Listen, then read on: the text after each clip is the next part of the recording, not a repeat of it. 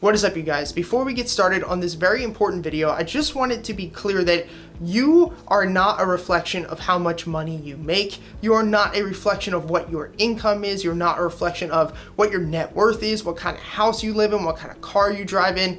We're gonna talk in this video about how you can make more money in your life, whether it's at your job, starting a business, across the board. This is gonna be a very comprehensive step-by-step video. But I want it to be known that if you are a janitor who's literally cleaning toilets, your job is not any better or any worse than the president or CEO of a Fortune 500 company. I know a lot of people who are what would be considered poor, but they're some of the most amazing people I've ever met in my life. And I know a lot of people who are extremely rich who are terrible. So please remember through all of this that while the goal is for me to help you make more money, who you are as a person has no direct correlation to what you do for a living or the amount of money that you make. As well, this is not some how to start a side hustle video, how to join one of these MLM marketing schemes, how to drop ship or any of these ridiculous things that you see on the internet. This is a comprehensive video on what I have actually used in my life and what I've helped a lot of people use in their lives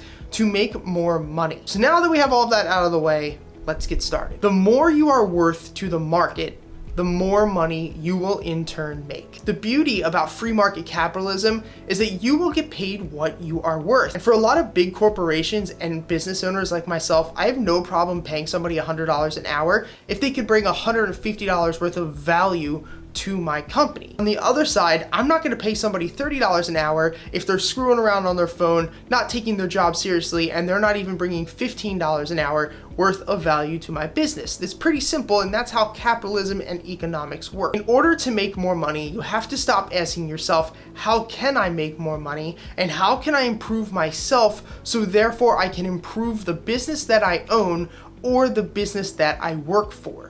Having this small mental change is going to lead up to a drastic difference by the time that you retire. See, for me, I literally get paid nothing from YouTube. I think this month I made something like $114, but that's not why I do it. I provide free quality content every single week for you guys, and I want nothing in return except for maybe you to hit that like button and to subscribe, but I don't want you guys to pay me for anything. But coming at YouTube with this approach that I just truly want to help people has actually allowed me to create a six-figure business a year off of my private stock market trading academy, all because you guys trust me and you want to learn from me outside of YouTube. Now, if I hopped on here every single week and I was like, hey, you have to pay for my training, you're not gonna really be able to talk to me, I'm not gonna share any value unless you pay for it, well, I would have a real trouble building a business. But instead, I come out here every single week truly wanting to help you guys and just make your lives and my lives better. And this is what you have to do in your life. This is how people see value in your product or see value in you. Now, before we can get into how you can actually take steps to make money, we need to break down the tier system of income. I did not come up with this. I actually forget what book I read it in or what video I watched it in, but there are 4 tiers of income. The first one is the generalist. The second one is going to be the specialist. The third is going to be the expert. And the fourth and the highest on this kind of pyramid tier system is going to be the celebrity expert. First person and lowest income on this totem pole is going to be the generalist. This is any job that's pretty much entry level and 100% replaceable. So this is somebody who pushes carts at the grocery store, maybe a cashier at a Walmart or at a Wawa. These are people who basically you don't bring a lot of value to the company. And this is not knocking you, and this is why I started this video by saying that you do not reflect what your job is. And I've done this, right? I was a sales associate at Old Navy. I pushed carts at Giant. I have done these things before. And the thing is that you cannot expect to constantly get a raise if you're not providing value to the company that you're working for. The truth, and it's sad, is that you are replaceable. If you were to get fired or if you were to leave, they could just hire anybody coming out of high school or college or anybody who's homeless. Literally just anybody can fill that position, and therefore you're gonna get paid like that. And I've done this too. I pushed carts in the rain at Giant and I hated it. I sold crappy jeans to moms at Old Navy every single day, and the truth was, I didn't get paid anything. I think it was like $6.50 an hour, but that was what I was worth because any person can do that. Now, most people start out this way, and honestly, if you don't have any job experience, it's not bad to start your career this way. Most people move on to the specialist area. This could potentially be the manager of the grocery store or the manager of the Walmart or potentially a salesman, or even an entry-level real estate agent. This is somebody who requires a small amount of knowledge and training. They are not just very, very easily replaceable like the person who sweeps the floors. They will get paid a little bit more because they do bring a bit more value to the company, but at the end of the day, it doesn't take that much to fill that position. Once again, they get paid more money because they provide more value to the company. If you were to fire a general manager of a Walmart, it wouldn't be impossible to fill that person's shoes, but it would take some time. You'd either have to hire somebody from within the company that you've bred from the beginning to be the perfect manager, or you'd have to outsource and hire somebody from a different store to then come in, teach them, company policies, company politics, and bring them up to speed, which would take time and energy in order to manage that store. Most people, this is where they end up in life, and there's no problem with that. Usually, a specialist is going to get paid $40,000 to $60,000 a year, and that's fine for most people. There is no problems with that. I feel that a lot of people end up here because it's like the least amount of work for the best possible return that you can get, monetarily. But for other people who see more with their life, they move on to what is called an expert. An expert is going to be somebody who has a good amount of schooling that they had to do in order to get that position, or a good amount of training that they had to go through in order to get that position. This could be somebody like a doctor, a lawyer, a dentist, maybe a chairman of a Fortune 500 company, or potentially the head real estate agent or broker in your area. This is somebody who originally became a specialist and then they actually had to do a lot of schooling or training to get this position, and they are not easily replaceable. It's not that easy to replace a dentist at your practice. It's not that easy to replace a lawyer. They bring a lot of value to not only the company that they own or that they work with, but also to the community, right?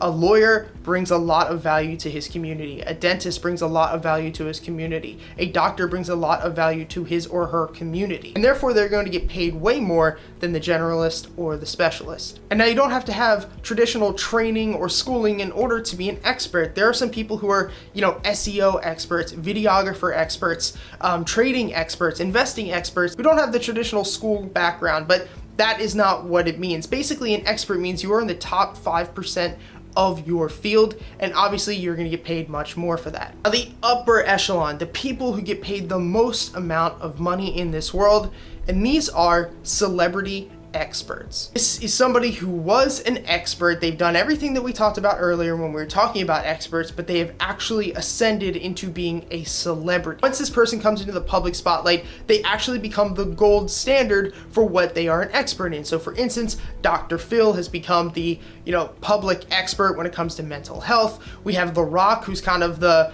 public expert when it comes to fitness. We have Dave Chappelle, who is like the public expert when it comes to comedy. These are people who already were experts, but the reason that they get paid so much is not only because they're, famous or in the public's eye, it's because they are so famous and they're in the public's eye that makes them even harder to replace if they were to leave. You can't just go out and find another Dwayne Johnson anywhere. As well, their time becomes more important than it ever was, and that's why you're gonna have to bid and pay more for them to do something or to work with you. Something that you will notice with these celebrity experts, or even experts in general, is that they don't trade their time for money. They trade their time for the outcome, for the end goal. An expert, or especially a celebrity expert, when they started, probably didn't get paid anything. They will delay gratification and trade their time for the long-term outcome rather than how much money they're getting paid right now. Like I said earlier, I made like $120 this month on YouTube, but I'm continuing to do this, one, because I love it,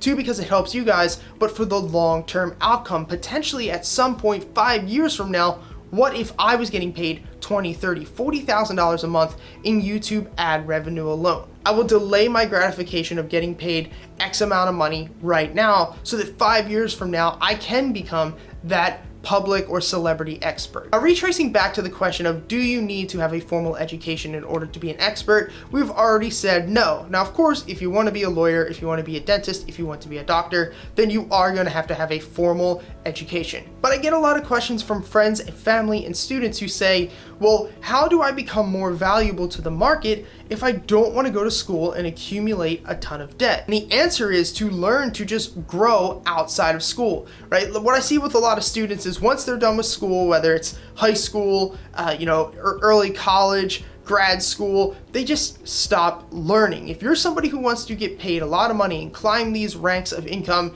you're gonna have to forever be a student. You're gonna have to basically learn until the day you die. My advice to somebody who is maybe right out of high school, or you are a generalist working some job that you really don't like, where you could pretty much be replaced in an instant, is to learn the core competencies that you will need to eventually become a specialist. The truth is that you're not going to go from pushing carts at a giant to being the next YouTube star, right? There has to be some buffer in between that. What you need to do in the meantime is just build some core competencies. You need to learn how to sell, maybe learn how to use Microsoft Office, maybe learn how to public speak and engage people over the phone or in person when the whole Rona situation's over. These things are extremely important, but for a lot of people, if I were to just take you off the street and you're doing a generalist job, and I were to say, hey, why don't you just come be my secretary, come be my assistant, I'll pay you $30,000, $40,000, $50,000 a year, most people, unfortunately wouldn't know how to send a professional email, wouldn't know how to organize and create a calendar for me, wouldn't know how to write a well thought out document or letter to somebody else within my business. And so you need to focus on building these core competencies first. And one of the most important things if you're going to take this seriously, and this is especially if you want to become an expert or a celebrity expert, is to sacrifice and to set yourself up in a spot where you can actually further your education. So I'll give you an example, right? So 6 years ago when I decided that I really wanted to become an entrepreneur, that I didn't want to just be like, oh, I'm an entrepreneur. Like I really wanted to make this my life. Like I would die trying. I'd be 80 years old, homeless if I had to, in order to make this work. I made the sacrifice of buying a duplex with a couple of friends and living in the downstairs. This allowed me to basically have my rent be like $300-$400 a month for myself. And I didn't have any other bills, right? I paid my car off entirely. But the thing is, like, I sacrificed living in a nice apartment. I sacrificed living with 3 people in a 2-bedroom apartment. I sacrificed not having kids right now because I want to focus on my business. I've sacrificed a lot of things in my life.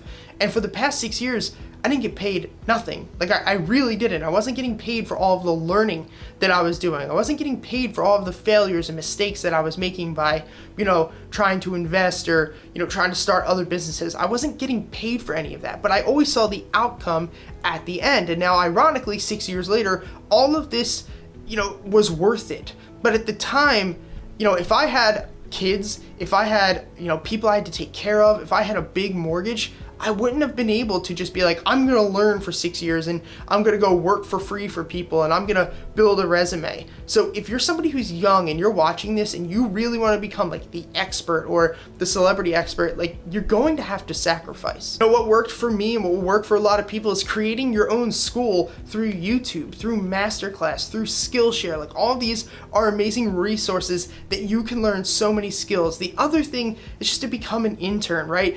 Figure out what field you want to become an expert in. Maybe it's real estate investing. Find the top real estate investors in your area and call them. Say, hey, my name's Pete DiCarlo. I'm a young entrepreneur. Real estate is something that I have an absolute love for, and I would love to just meet up with you and grab some coffee, maybe 20-30 minutes next week. Now, of course, with Rona, you can't do this, but after Rona, you could totally do this. And a lot of people, in higher positions would love to do that. If somebody called me and they're like, hey, I need help with trading or the stock market, like I would totally sit down and have a cup of coffee with you. As well, if you hit it off with this person and you like who they are and who they've become, say, hey, do you need any work around the office? I will work for free 4 hours a day. Like I just want to become a sponge and soak up everything that I possibly can learn about the industry. And I'm telling you, 99.9% of people are going to take you up on that. And if you do a really good job and if you provide value to that person and to that company, you're gonna get hired on the spot. So now we have identified what makes people actually get paid more, what the different tiers are, where you may wanna be, and most of all, how you can start building core competencies to get to where you wanna be. But now let's talk about actually implementing into your job or to your business how to actually make more money. The first way to obviously make more money is going to be starting your own business. This is because you're not capped by a salary every single year, you're only capped by your own potential. If you are going to end up doing this, you are going to have to sacrifice, like we talked about earlier. You are going to have to sacrifice, you are going to have to live below your means, and probably the first business that you create is going to go up in flames. For me, it wasn't until my 5th, 6th, 7th business that I actually started generating revenue and turned this into a life. As well, if you are somebody who is a brand new entrepreneur, right? You've never started a business, I would honestly not even try to do it on your own. I would become what's called an intrapreneur. Find an entrepreneur like myself or the real estate guy that we talked about earlier.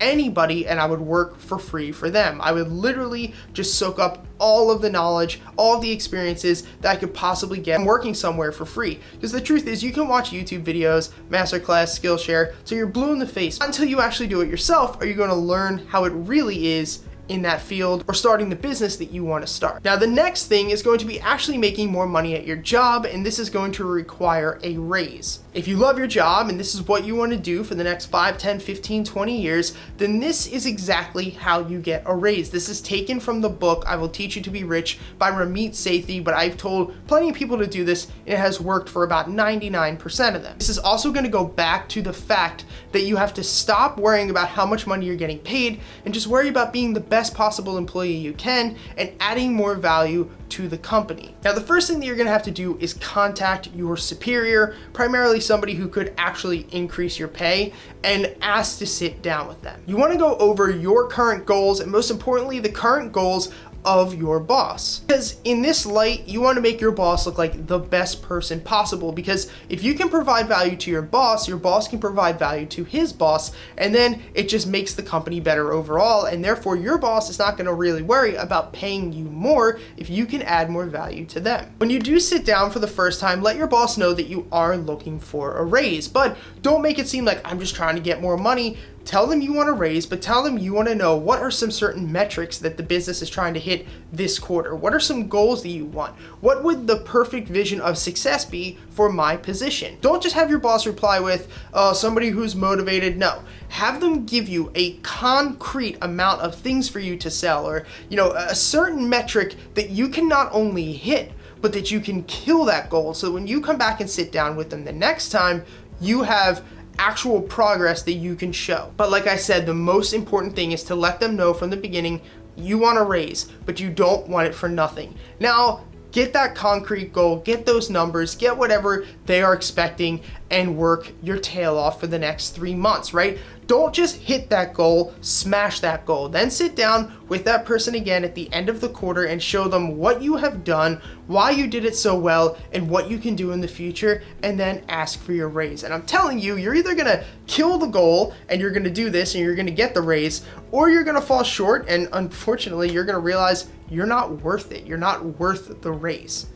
Now, a lot of people don't like doing this because they don't like realizing that they're not worth more money, because we all want to make more money. But I'm telling you, if you can do this correctly and you can execute the way that I think you can, it's going to be pretty easy to get a raise every couple of months. Say that you actually do kill your goals and your boss just doesn't give you a raise because they're stubborn, they're an a-hole. At least you know that you are really, really good at your job, and you can actually go out and do number 3, which is find another job. Opportunity will always be there for a true high performer, right? There might not be a lot of opportunity with the way that the economy is right now, but if you're a true high performer, if you're somebody who can really offer a ton of value to an entrepreneur, to a company, to a business, to anything, you will always make money. Once again, if you're somebody who is trying to, find a job in the first place, or trying to find a new job, this is why keeping track of all of the goals that your old bosses have given you, what you produced, you can easily show that obviously you are a hard worker.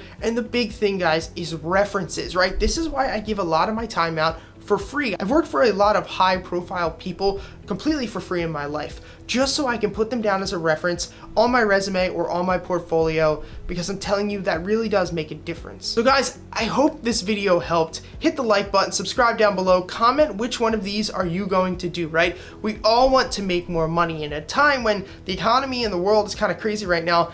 It's really, really important. So let me know which ones you guys are gonna do, and until next time, I'll see you.